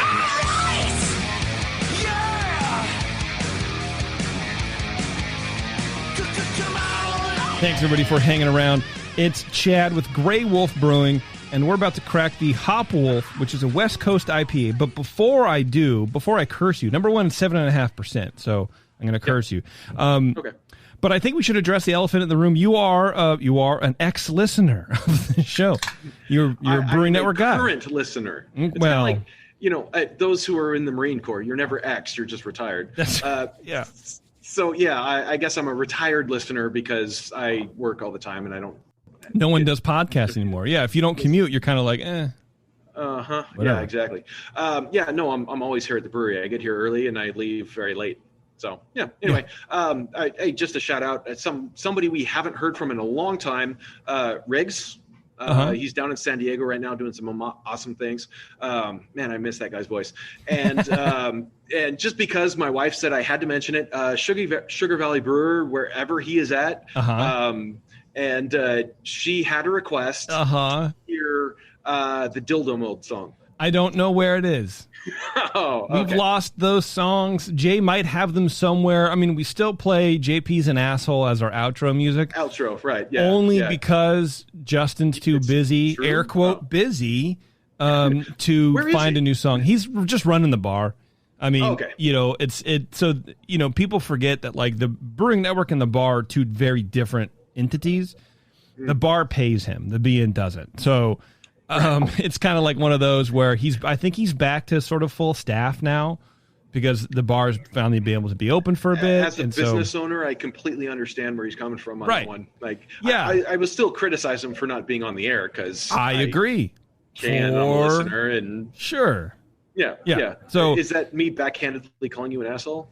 Yeah, I don't know. But yeah, it's so anyway, Justin's fine. Someone in the chat was asking about it too. Everything's okay. I talked to him the other day. Good. All right. He's just trying to keep the bar going. So I'm here trying to keep the Brewing Network going. we're sort of like parallel roads, but not talking to each other because it's like everything's fine, whatever. Yeah, and doing a fine job, I might add. Yeah, well, thanks, man. So there you go, little being guy. And I looked on your website, which is greywolfbrewing.com, and there's a picture of you with a Hop Grenade shirt. So that's cool, man. It's neat to see. Yeah, I know a lot of you hear a lot of the listeners call in and everybody else saying, yeah, you've had a lot of influence on me, and honestly, it is simply a fact. Definitely, a lot of the information that I've picked up, specifically, the quick lagering technique that Tasty was a spearhead for. No, don't do it. Yeah, people stop doing it. Yeah, people stopped doing it. No, stop. I'm telling them to stop doing it. Nobody do it anymore. Oh, right. Yeah, sure. I'm telling you, man, every time Warren and I, in between breaks, we would debate whether or not a lager was the quick method or not. And 9 times out of 10, we were absolutely correct. There is a difference. But but we're super tasters. This is what I always say. I'm a super taster. So I'm like, I'm not your average chud walking in off the street, wanting to eat jalapeno popcorn and have a lager. Like nobody, you know what I mean? People do that? I don't know. Anyway. Sure, man. So, Hop Wolf. Hop Wolf, let's go. Yep. West Coast. It is loosely influenced by Kelsey McNair from North Park down in San Diego. His multiple award-winning homebrew beer called Hop Foo, which I believe he still makes down there at North Park. I say loosely, 2015 NHC down in San Diego. I sat in on his conference on that one, and a lot of the stuff he does, and I've had a couple beers now. I specifically don't remember exactly what it was, but there were people that would walk up to the mic to ask him questions and say, "Conventional knowledge says you can't do X," and he says, "Okay, taste my beer." Or look at the 7 gold medals I have for this beer and tell me I can't do it. Yeah. And that's honestly, and we'll get to it here in a little bit. I was under similar scrutiny from some of the methods I used for the next beer we're going to try, which is my Belgian Triple, the Warhammer. People have told me that I can't do what I do for that beer, and I just smile and hand them a glass of the beer and say, "Okay, here, I can't do this." Okay. So anyway, Hop Wolf.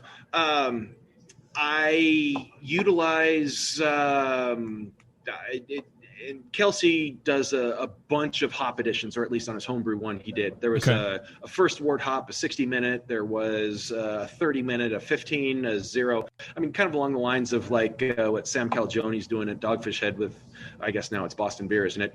The 60-minute, 90-minute, 120-minute, constantly adding hops to the beer. And I started to adjust my recipe to more of a friendly commercial variant, where instead of throwing multiple different additions in, you, which it could be argued does absolutely nothing and just wastes money, add the hops at a more applicable point in the brew, namely whirlpool and dry hop. Yeah. And Scott Janish's book from Sapwood Cellars, that guy did an immense amount of research as far as utilizing hops and everything else. You've probably never read it. I know you don't like hops. So no, I've never read it, but they did an interview on Brew Strong with Scott, and I edited that show. So there's that. Okay, yeah. So I'm familiar with the man's name. Yeah, that's about it. So yeah, on this beer, what I do is I use some of the old C hops, Centennial and Columbus. I know Cascade's like the old original. It's what Ken Grossman uses in Pale Ale, and it's like the old workhorse. I just don't like Cascade. I don't like grapefruit. Sorry. You know what? My thing with the Sierra Nevada Pale Ale, which of course I love, it's the consistent beer in my house, that and Coors Banquet. I'm not going to lie about it. I think that's one of those beers where if they change the hops on people, you would just obliterate their entire thing. That's a brewery that's built on that hop, and you can't ever change it. But I feel like it's sort of one of those nostalgia hops. So I agree with you. It doesn't fit everything. I don't think it also fits the palates of everybody now, the more common core beer drinkers. But you can't, with a beer like Sierra Nevada Pale Ale, you can't. Common core beer drinkers. Yeah. What is a common core beer drinker? I don't know. Core beer drinkers that are common. Okay. Common. Common core. Yeah. Core. Yeah. Okay. If Armageddon actually shows up and the apocalypse is here, we'll know that Sierra Nevada changed their hops on Pale Ale. Basically. That would be, what happens there. So, I used to, this is, much of my brewing career is actually stemmed from Oops. And whether it's not as good of record keeping as far as inventory and that sort of thing goes, I was making this beer, and the first batch I did here at the brewery utilized Citra, Amarillo, Centennial, and Columbus hops as the dry hop. And the second time I brewed the beer, my spreadsheet said I had Citra hops on hand. Turns out I did not actually have Citra hops on hand. I either made a pilot batch or something and didn't record the usage, whatever it was. And it's time for dry hop, and I just don't have the hops on hand. So I thought, well, okay, screw it. We're just going to go with Columbus and Centennial, and we're going to double the dry hopping amount, and we'll see how it goes. the result was an astounding appreciation from all of my customers. Oh, nice. They absolutely loved it. Okay. It's super piney, a throwback to older West Coast IPAs. Yeah, it almost drinks like a double IPA. Yeah, I mean it's almost there at 7.5%. Yeah, for sure. Pretty close. But it's a lot of that caramel coming through, and it's a lot of those older school hops. Do you put corn sugar in here? Not this one. No, that's all malt. That's clear. Yep. I must have kicked the keg or something in the back because mine is not. I use crystal malt in this. It's for I think 445 pounds of grain, or 455 is the grain bill for a 5-barrel batch.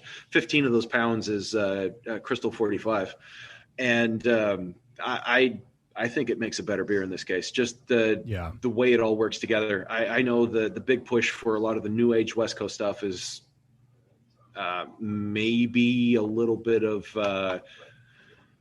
dextrose or dextrin malts. Carafoam or whatever. It's funny, man. Like, listening to you, it's sort of reminding me of, all the stories about, pre-prohibition where there was a brewery on every neighborhood corner or whatever. And it's almost like you get these regional tastes for beers. Mm-hmm. I don't know that this beer would work in like out here or in another location or in Oakland or, in like a more metropolitan sort of city, but not that it's wrong in any way, but that's not what the IPA is out there, or today, it's not what the IPA is in, Portland or in Cincinnati or whatever. But in Norco, for you, this beer works. And it's sort of like a testament to open a fucking brewery. If you want to open a brewery, go somewhere and do it. Like, the location, it matters, but I wonder if it doesn't matter as much as we think it does. It's not a fucking restaurant. You know what I mean? So I think you can serve your local flavors, you can serve your local tastes, and still do really well, because not everything works for every community. Does that make sense? Absolutely. Know your customers if you're going to be opening a business. Absolutely. 100% know your customers. And there were a couple beers that I thought would be smashing. And, well, Brown Ale being one of those, and nobody cares. So, which I would be like, hell yeah, let's drink some more of this, depending, if it's not, 6% or whatever. But no, my Brown was 4.7%. I would have drinking it all day. So, I don't care. That's I actually got some criticism because when I first opened, I opened with 10 beers, and all of them were brewed on my pilot system. Mm-hmm. I had only gotten my main, the 5-barrel brew house commissioned 1 week before I opened. So it took me, 2-3 months before I even had 4 beers. Oh God. 4 or 5 beers on tap from that. But a little bit of a testament, I think, to the overall quality of the beers. Not one of them sold out really before the others. Just about all 10 of those beers pretty much sold at the same pace. Okay. That's good. There are some places where you go where when they open and they have like 4 or 5 beers and then they end up with one. And you say, oh, I see why this is the last one here, because which is a point of contention for me. Okay. Damn it. Do you not, brewery owners, brewers, whatever, do you not taste the beers before you decide it's good to sell them? Oh yeah. It's as a consumer myself, and you know what? Every beer I make is not going to please everybody. I get that, but damn it, don't sell bad beer. Just don't do it. It helps nobody. If you don't know why it's bad beer, figure it out. Get to independent tasting panels. Check the community, do something. Yeah, life is too short for bad beer. There's a lot of people that either can't taste it or don't think it matters, and that's what sort of frustrates me about that fast lager method. To be just I'm not trying to pick on you personally, but just to think, because we've already established that you do something a little bit different. But it's like if you are putting out beer that you think that you're cutting corners and you think the customer won't notice, that's when you're doing it wrong. Absolutely. And that as a customer who does notice, I don't appreciate that, number one, because I'm way smarter than everybody else. We've established that. That's a fact. Of course. Let's move on. Let's not even talk about it again. I'm smart. Yeah. Years and years and years. Of course, yeah, yes. for sure. But it's one of those things where it's also then you're not bringing the education to the consumer about what a lager is. And I'm just going to pick on lagers. You can even talk about hazy IPA. Peter in the chat's like, is there a shift away from any IPAs, or are they going to stick around? Unfortunately, they're going to stick around. But yes, without a doubt. I'm sort of glad that they're in their own category. But if at one point when they weren't, it was like, oh, this is an IPA. Here's an IPA, and it's cloudy. It's like, this is not an IPA. If we want to have to be an IPA, let's make it a different category to not confuse people who are coming into the scene going, hey, this isn't an IPA. Look how fucking clear it is. Like that's that kind of shit. Where with the quick lagers, it's like you're doing quick lager. You're teaching people that these sharper corners are what lagers are all about. Then they go get Wayfinder Helles or something. And it's like, what is this creamy, smooth lager? This isn't a lager. This isn't aggressive. And it frustrates me, as an insane person, that this is what I would be frustrated about. Welcome to the asylum. Yeah, for sure. Yep. I just opened up the Tartarus Warhammer. Yes. Let's talk about this. And this will be our last one, and then we'll wrap it up. Yep. All right. Okay, so this literally was my first original recipe. After about 6 months of brewing and brewing out of kits and everything else, and brewing with extract, this was really the step into the next realm. And as has been the case, I've alluded to already, on brew day, I didn't have all of the grain that I had initially intended to utilize in the recipe. So as is generally the case with Belgian-style triples, and I do say triple, I don't say tripel. I say double, I don't say double. It's just not what I do.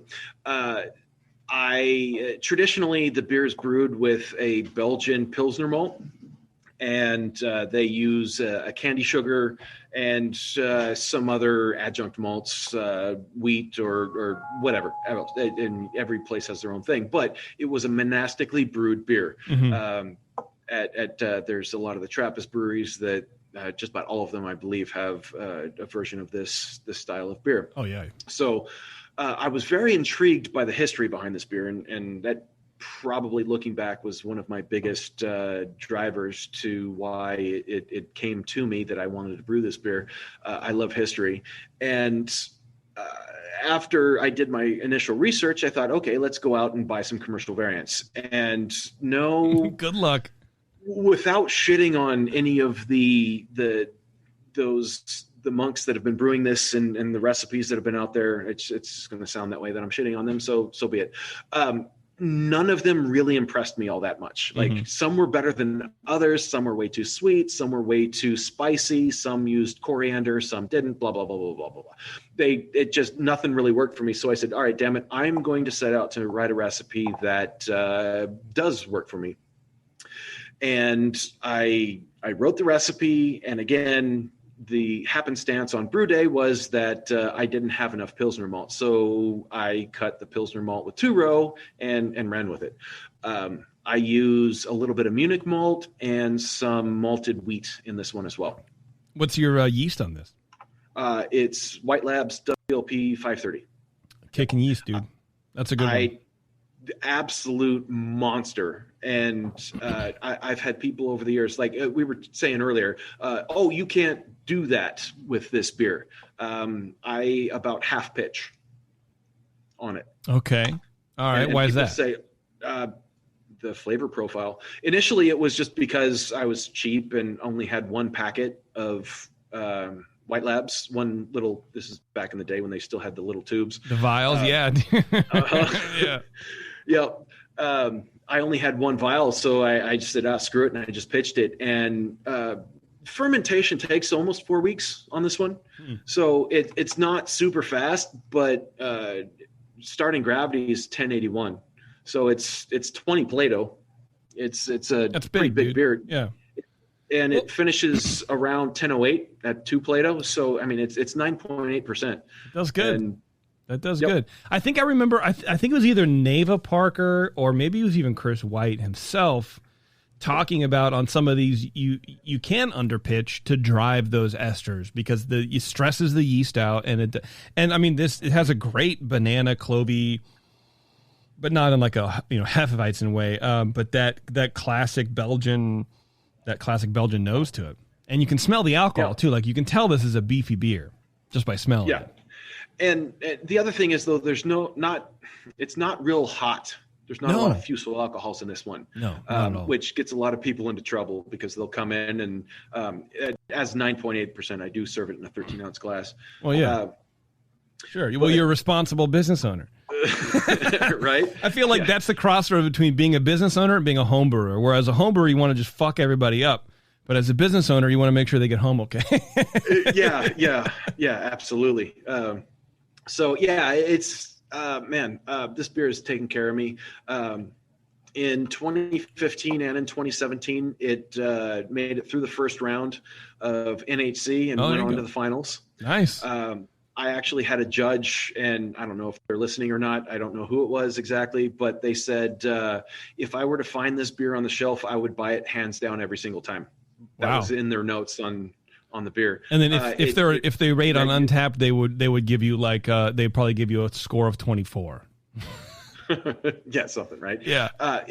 This beer regularly scores 42 to 45 in competitions. That sounds like my oatmeal stout, where like it doesn't win second round, but it's consistently low 40s, and people say they enjoy it. It's like, well, then just give me a fucking medal, and I'll leave you alone. This is the crossover between competition and commercial. Yeah. And I reiterate this all the time. You can brew beers to win medals, and that does not always translate into actually making money and being a successful business. Correct. The medals do not pay the rent. No. They help in marketing. And again, I'm not shitting on the BA or GABF or any there's absolutely a place and trust me, if I got a gold medal, everybody would know about it. I'm not going to keep that secret. Yeah. But the fact of the matter is that my everyday customers and brewing what they want to drink and what they continuously come in. This is advice for those who are interested in becoming brewery owners or brewers. Brew what your customers want. Yeah. Oh, for sure. I absolutely despise pumpkin beers. Oh, I love them. I can't get enough of them. Yeah, no, not going to do it. I think they're great. No. Actually, I don't think that they're great. I'm interested in them, and I'll buy them if I see them, but I don't miss them when they're gone. But I think they're an interesting style if they're done right. If you use pumpkin, I will probably end up brewing one, and on a side note, I will probably end up getting a slushy machine and making seltzer slushies. Bro, life isn't worth living if you're not a fucking hypocrite. Like, just do it. Just do it. Fuck it. Again, who really cares if you're paying the rent? Nobody gives a shit. That's not true. Yeah. That's not entirely true. Well, but within the context of this conversation, ferment whatever you want and sell it. Like, who cares? Yeah. Just please make it taste good. If it doesn't taste good, don't sell it. Yeah. Well, and that's the hard. Pretend it tastes good. That's the hard line. That's the hard thing about taking a stance. Like when Monkish, the classic no IPA thing, and then they suddenly started doing hazies when it paid the bills, and you're like, well, okay, fuck you, first of all, because and then this is the problem this is why a lot of craft beer fans, and look, they're great guys. I'm not really disparaging them too much, but this is why people get pissed off when craft breweries sell, because you're marketing to evoke emotion out of your customer base. So if you say no IPAs, dipshits like me go, hell yeah, dude, you're doing something unique in the space, and I think that's cool, and I support you, not because I can get the beer up here or that I particularly was fascinated with it, but I think it's great that you're doing that. Suddenly you're not doing it. Well, that pisses me off, and I feel like an idiot because I bought into it. And so it's like, if you're going to pay the bills, then that's cool. Don't take a hard line on shit. But if you're going to take a hard line, it's hard to... I don't know. It's hard to cross, man. But as a business owner... I hate to break your heart, but you're probably a minority. But that's okay. Oh, for sure. Yeah, I know. My therapist and I talk about that all the time. I'm with you, man. I love a damn good lager. And on that note, I plan not lager, but ESB was another one that we mentioned at the beginning of the show. I have a customer that comes in. Her name's Fran. Every single time she comes in, do you have my ESB yet?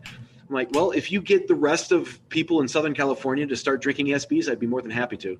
I've got a recipe that a buddy of mine, a home brewer, and his name's Leo, we collabed on and sent it in to the Pacific Brewers Cup. It took second place. It's a rye ESB. Absolutely awesome. I've already put together the recipe. I've scaled it up to full size. I just hesitate on brewing it here because it'll sit here for a year. Yeah. Nobody cares. No, Jamil will say that all the time. He'll be like, yeah, I brew this ESB. Nobody drinks it. I brew it for me. And then when I'm bored with it, I throw it away. But he uses that. I mean, he brews it because he uses that yeast to then, brew something else. So he's like propping it up. But he's like, well, why not brew something that I could potentially sell, but also that I could drink? And I'm like, me too. Like, let me know when that shit's in because I will buy it.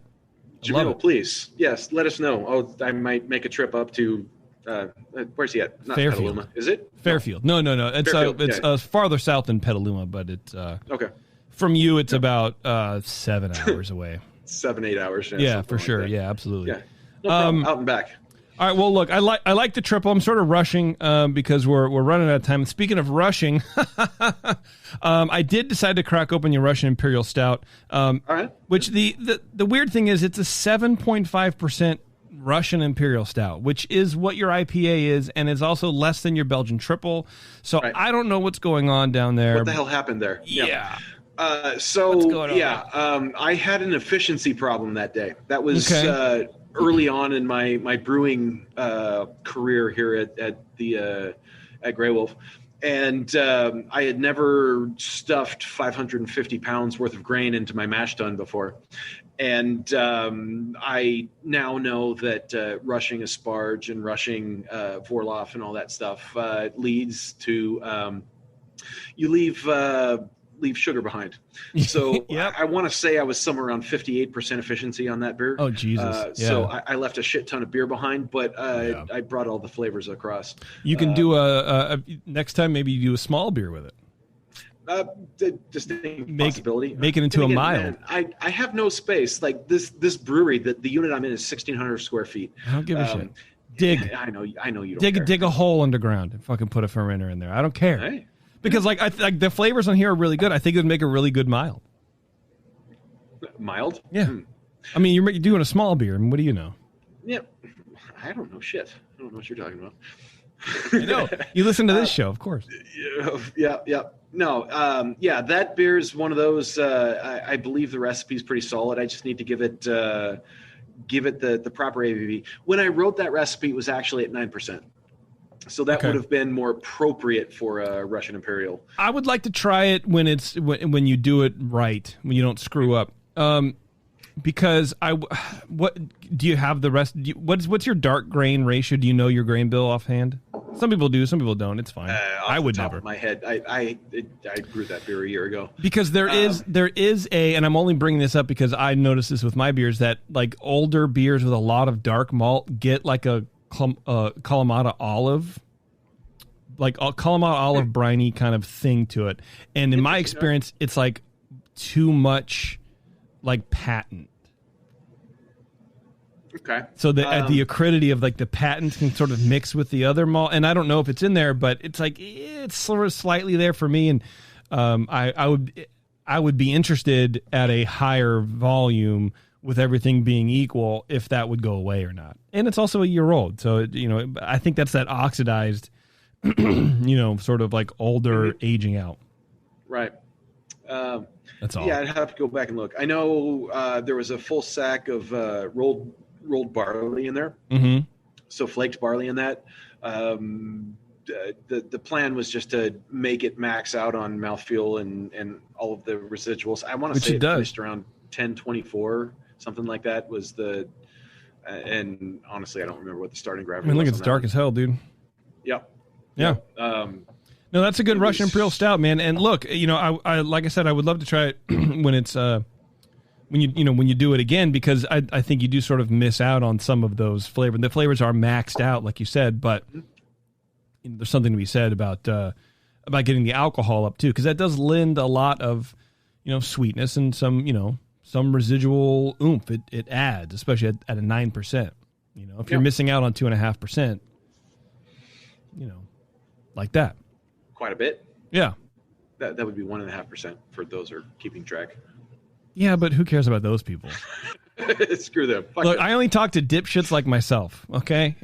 So hey, people ask me all the time, like, why are you talking to yourself? I have an affinity for like intelligent conversation, so you can just like leave. Yeah. Peter in the chat says, is the flavor I'm talking about similar to the bell pepper flavor that Lee Shepard would agree about Black Patent?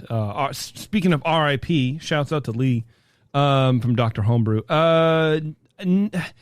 You know what, Peter? I don't know. I remember that conversation we've had before relating the Kalamata olive to the bell pepper. I think it's different, but it might be. I don't know. I can get the Ouija board out. We can talk to Lee about it. But yeah, I don't know. I'm sorry, man. Maybe that was a mean comment to say, but I didn't mean it as mean. I was trying to be funny, and that never works. All right. Well, JP is an asshole. So. Yeah, well, I'm actually very nice. Chad, where can we learn more about your beers, man? GreyWolfBrewing.com, my website, and I'm active on Instagram and Facebook. Hell yeah. I include Twitter because I don't know why it's there. You sort of have to. I don't know. I do appreciate that you have your website on the bottom, and you didn't do the leading 3 W's. And so to me, that means that you understand that you don't actually need those, and I appreciate that. just as like a pseudo marketing guy, where it's like, what? Get the fucking W's out of here, man. I think, if I'm not mistaken, I think Gen X is ends at 78, 79, something like that. Yeah, I think so. I was born in 78, so yeah, I'm 43 years old. I'm the old guy, but I'm the young Gen Xer, the young brewer guy, or something like that.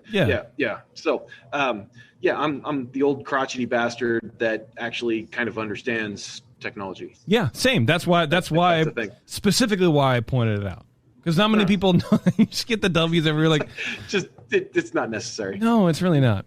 And really anyway, nobody cares. Yeah, Chad, thanks, man. I appreciate it. Yeah, good stuff.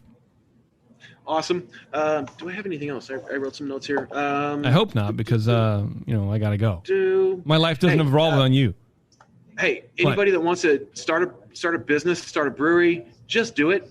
Make sure you're passionate about it. Also, learn spreadsheets. There you go. Spreadsheets are your friend. Like, if you don't know how, do it. Because just learn. Honestly, damn it. Anyway, whatever. Hey, I'm Chad's drunk and we're going to get... Damn you, JP. Good. Finish your final thought. Chad gets the final word, and then we're going to end the show. Before we go to Chad, thank you, everybody, for listening. Support the Brewing Network. We really appreciate it. Thank you very much. Support your local brewery. Get out there. Wear a mask if you're not vaccinated. Fucking get vaccinated. Don't be stupid. Don't be an idiot. Let's kill this thing once and for all. Chad, take it away. Last word. Chad's vaxxed. Just saying. Hell yeah. Jazz you do that first person. So anyway, just do that first person. That was first person. Yeah. This is going much longer. Hey, everybody, check out GreyWolfBrewing.com. We absolutely love you. We love the community. Come on out. Share some community with us. Hey, if you're not local, share community with your neighbors. Love them. Don't be an a-hole. I'll just say it. Don't be an asshole. You know what? Life is too short for that. Have a beer. Life is too short for being an asshole. Have Grey Wolf beer. It's delicious. If you're in Southern California, check us out. Grey Wolf Brewing. We're in Norco. JP's an asshole, and Bevo is an absolute angel. JP's an asshole. Justin's a nice guy and winning the race. JP does great as his cherry.